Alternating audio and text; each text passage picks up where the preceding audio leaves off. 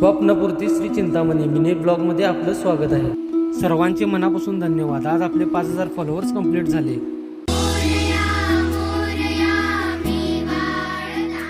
उद्या होता आपला पाटपूजन सोहळा। घरी विधिवत पूजा पूर्ण आटपून व आपल्या घरच्या गणपतीला नारळ फोडून मी निघालो कोल्हापूर रेल्वे स्टेशनकडे।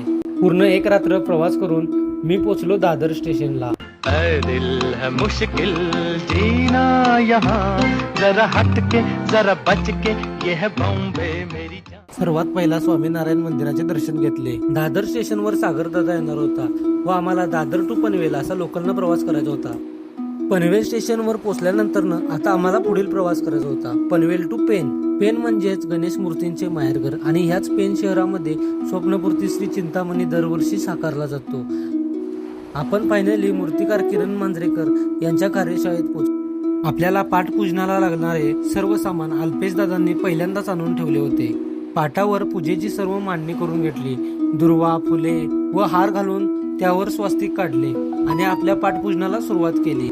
मूर्तिकार किरण मांजरेकर यांच्या हस्ते नारळ फोडून पाठपूजन सोहळा संपन्न झाला।